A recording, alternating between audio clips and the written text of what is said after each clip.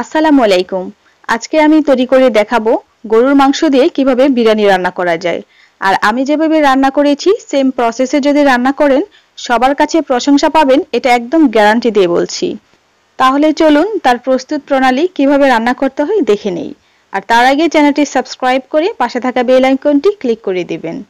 আর এখানে নিয়েছি গরুর মাংস, আমি 2 কেজি গরুর মাংস নিয়েছি।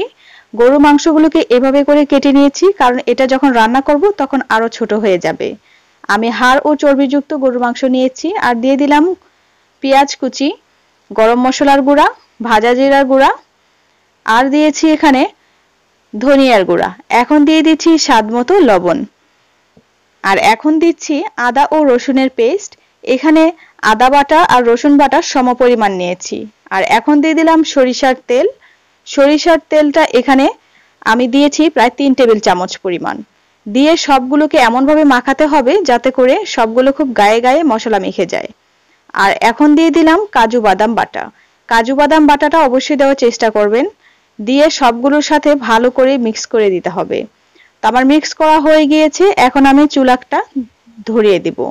তো চুলার আঁচটাকে মিডিয়াম হিটে রান্না করবেন। প্রথমে হাই হিটে বলক আসার পর নেড়েচেড়ে সবগুলো মিক্স করে দেন আপনারা চুলার আঁচটা মিডিয়ামে রেখে দিবেন। আর দেখতে পাচ্ছেন আমি কিন্তু হাড় ও চর্বিযুক্ত মাংসটাই নিয়েছি। এখানে দিয়ে দিলাম কাঁচামরিচ। কাঁচামরিচটা দিয়ে আবারও ঢেকে রেখে দিব। চাইলে কাঁচামরিচটাকে বেটেও দিতে পারেন।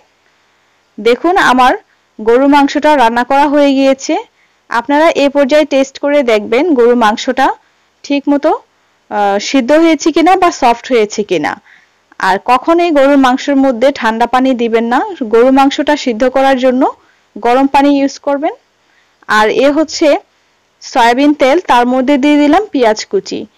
আর এখন দিয়ে দিব আলু। আলুটাকে আমি এইভাবে কেটে নিয়েছি। আপনারা চাইলে আলুর মধ্যে অরেঞ্জ ফুড কালারটা দিয়ে এখানে আপনারা ভেজে নিতে পারেন, তাহলে দেখতে আরো বেশি ভালো লাগবে।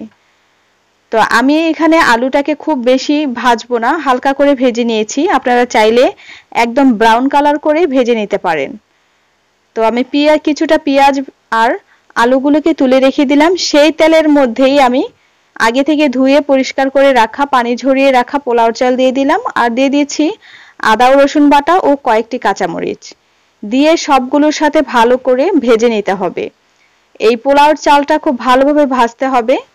আমি 2 কেজি গরুর মাংসের সাথে 1 কেজির কিছুটা কম পোলাও চাল নিয়েছি। আর দিয়ে দিয়েছি স্বাদমতো লবণ। আর দিয়েছি রাঁধুনি গুঁড়া মশলা। এখানে প্যাকেটের ম্যাক্সিমামটাই দিয়ে দিয়েছি, সামান্য একটু রেখে দিয়েছি।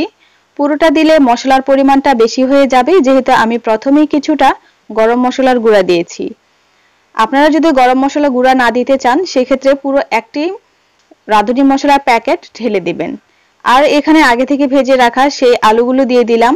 আলু এবং পোলাও চাল একসাথে মিক্স করা হয়ে গেলে প্রথমেই যে মাংসটা আমরা রান্না করে রেখেছি সেই মাংসটা এখানে দিয়ে দিব। দিয়ে সবগুলো উপকরণের সাথে ভালোভাবে মিক্স করে নিতে হবে।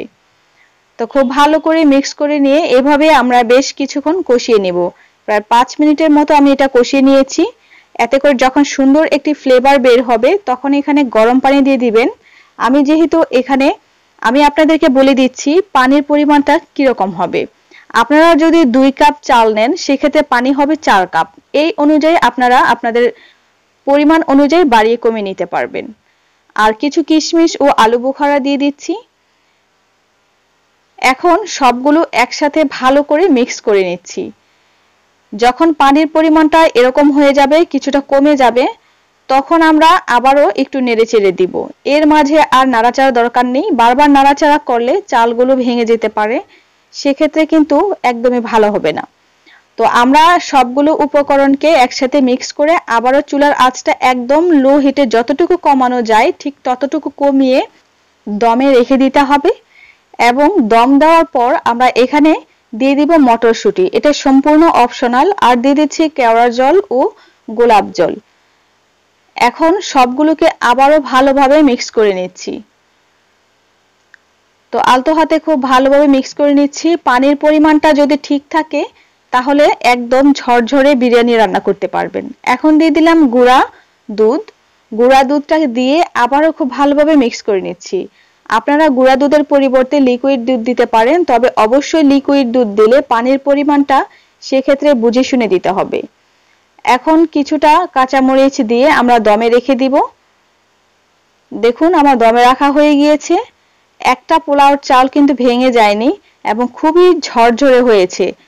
আশা করি আপনারা দেখেই বুঝতে পারছেন, আর আপনারা যখন বাসায় তৈরি করবেন এটা খেয়ে বুঝতে পারবেন এটা কতটা টেস্টি। আমার চ্যানেলে বোরহানির রেসিপি দেওয়া আছে, পারফেক্ট বিয়েবাড়ির বোরহানির রেসিপি। এই বিরিয়ানির সাথে চাইলে সার্ভ করতে পারেন। আর আজকের রেসিপিটি যদি আপনাদের ভালো লেগে থাকে চ্যানেলটি সাবস্ক্রাইব করার অনুরোধ রইল। আর আমি আবারও বলছি, অবশ্যই আমি যে সিস্টেমে দেখিয়েছি সেম সিস্টেমে আপনারা বিরিয়ানি রান্না করবেন।